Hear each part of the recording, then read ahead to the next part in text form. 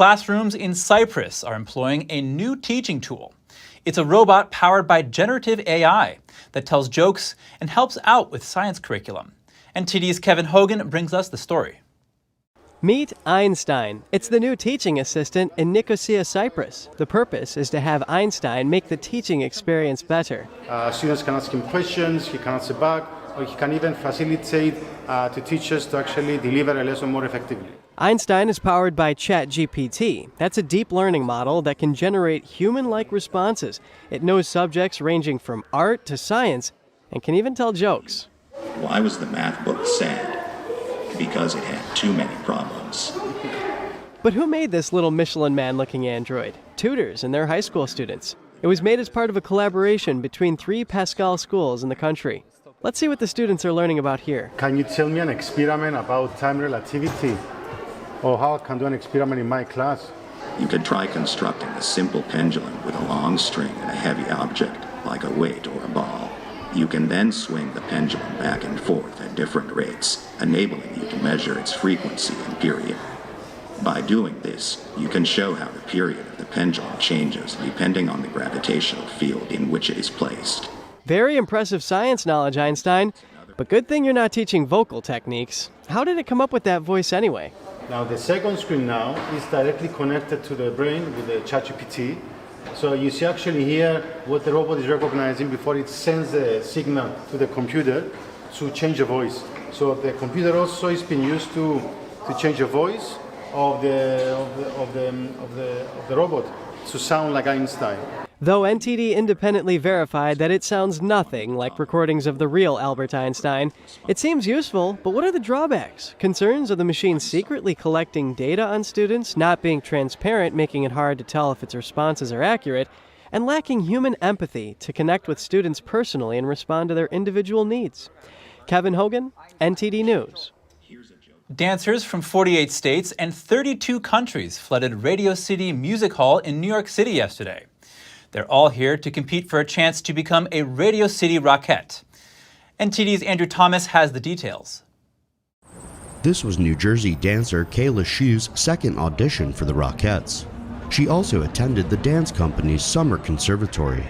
She was thrilled to make the first cut. It would be a dream come true ever since I was little. I think every little girl wants to be a Rockette, but yeah, it's just kind of validation for all the hard work that I've been putting into this. This audition was Chloe Abrucese's first in New York. I've just been exploring New York in my gap year, just graduated from high school and getting into the dance world, and this is my first real New York audition, so I'm super excited for the experience and to be surrounded by such talented dancers, so really excited, yeah. Gabriella Brooks was one of the first dancers in line, but failed to make the first cut. I'm feeling great. So I did not make it to the first round, but it's okay. I'm so glad that I got this experience, and I definitely will be back next year. Dancers quickly learned an 8-count dance routine, and then only had 10 to 15 minutes to rehearse. Then it was showtime in front of the director and dance captains. Oh my gosh, auditioning for the Rockettes, they're feeling all the nerves and excitement and joy and everything that comes with this day. It is an intense day, it's very long, you know, you're in dancing for a couple hours, and with a lot of other women, there are over 1,000 women here today auditioning. Those selected could receive a coveted spot on the Rockettes roster for the 2023 Christmas Spectacular. Or they could be invited to attend the Rockettes Conservatory this summer. I'm a ballet dancer, and like that, I've said a few times like I want to be a professional dancer, but the fact of being a Rockette gives me a different feeling from everything else I have done in the dance world, so I want to go for it. So I'm just trying to like view it as an opportunity in front of them and just train rather than like trying to get it. So, but I'll be back next year. Additional auditions will take place throughout the weekend, but the dancers have to wait until May to learn the final selections. Andrew Thomas, NTD News. The first so-called Smart Gun is set to hit the market by the end of this year. The Biden administration has been advocating for the use of such guns. However, some are raising safety concerns. Here's what people have to say. Firearms using biometrics to unlock before being able to shoot. The first of its kind is set to hit U.S. markets at the end of the year. A company called Biofire Technologies announced this month that it's already taking pre-orders. The idea behind the unlocking feature is to prevent unwanted access to children and criminals. Biofire CEO says many keep their weapons next to their bed, where they can be easily accessed by children. Because in practice, it's very, very, very challenging to get access to a firearm out of a gun safe in any sort of real-world kind of home invasion situation. At the same time, firearms are now the leading cause of death for children and teenagers in America, and a big portion of that is gaining access to firearms in the home. The Biofire gun has integrated infrared sensors in the grip to keep it armed while the user is holding it. As soon as the grip is released, the gun locks. The two biometrics used are fingerprint sensors and 3D facial recognition. It is powered by a rechargeable lithium-ion battery that Biofire says lasts several months with average use. It only comes in 9mm caliber. Buyers are given choices for color and style, and left or right-handed. The key thing is, not only is it always locked, but it's also instantly accessible. And so what that means is as soon as the user starts to interact with the firearm, it immediately wakes up, recognizes their biometrics using our Guardian biometric system, and then stays unlocked for as long as they're holding on to it. However, the NRA told the Epoch Times that the stress of real life is different than product testing, saying, firearms have to perform in all situations, not just the predictable and controllable circumstances at a gun range. In addition, the National Shootings Sports Foundation told the Epoch Times if that technology fails, that could be catastrophic for an individual depending upon it to save his or her life. President Biden has been advocating for smart guns and campaigned on making all firearms sold to have smart gun technology. He said in 2020 that we have the technology to allow only authorized users to fire a gun, even though there were no smart guns on the market at the time. Biofire, which is based in Colorado, raised $30 million in venture capital to develop the smart gun. An 88-year-old is hoping to become the world's oldest windsurfer. The Polish retiree still relishes in the battle with the elements, and he's passing on his skills to the next generation. NTD's Andrew Thomas has more on the wind in his sails. Piotr Dudek has been windsurfing for 40 years. He's known by the nickname Junior, coined for him by his friends when he was around 80. The first gear was very primitive. Our craftsmen were trying to copy Western designs, but they were very primitive, very heavy boards. 2 people needed to carry onto the water, and the boom was attached to the mast with a string. There were no patents like nowadays, for example, latches. These days, Dudek tries to stay off the water when the wind gets too fierce, but windsurfing still keeps him in shape. The biggest advantage of windsurfing is that the whole body is working. All your muscles are working, so you are physically active. Not only technique, but also a lot of strength is needed. Dudek said he needed to windsurf at least twice this spring to break the world record. An 86-year-old currently holds the title. Dudek hopes to be officially certified once the witnessed notification is sent off to Guinness World Records. I didn't realize that I was the oldest, but I was surprised that I had never met someone close to me in age on the water. And that got my friend and I thinking to check in the Guinness Book of Records.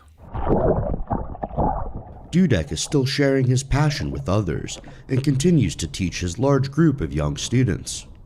Andrew Thomas, NTD News. A group of over 100 skydivers set 2 world records in Paris, California. And here's the kicker. All the athletes are 60 and older.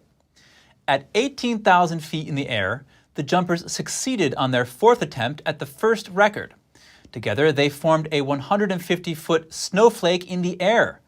They also claimed a second record for changing formation mid-dive. They are part of the group Skydivers Over 60. The team consists of professional skydivers, a NASA astronaut, and stunt performers. The same group set a similar record in 2018 with more than 70 people participating at the same time. These seniors aim to show the world that life after 60 is fun. Next up, strong mind and body. On this episode, we look at 8 foods that are good for your liver. Here's Gina Marie.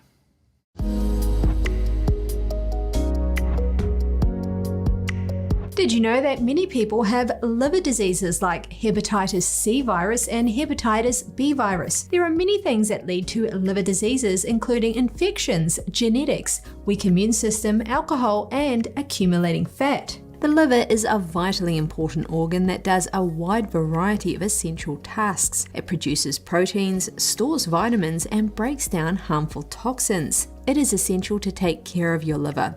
So let's get some tips, starting with number 1 on the list, coffee and tea. Several studies have concluded that coffee can help those living with liver disease. On the other hand, green tea and black tea can improve the quality of enzymes in the liver. Tea is packed with antioxidants that reduce inflammation, support liver function, and protect the liver from the effects of toxic substances like alcohol. Number 2 on the list is fatty fish. Eating fish provides your liver with a healthy fat. Fatty fish can help to maintain enzyme levels, ease inflammation, and reduce fat buildup. Number 3 on the list is olive oil. Research shows that olive oil consumption reduces the level of fat in the liver, promotes blood flow, and maintains enzyme levels. This is because olive oil is packed with healthy fat, which is beneficial for the heart, metabolism, and liver. Number 4 on the list is nuts. Nuts are a powerhouse of fats, antioxidants, and healthy plant compounds, and this combination is beneficial for both the heart and the liver. Number 5 on the list, cruciferous vegetables. Brussels sprouts, broccoli, and mustard greens contain high fiber content and useful plant compounds. Several have proven that the extract of these veggies could increase detoxification enzymes and protect the liver.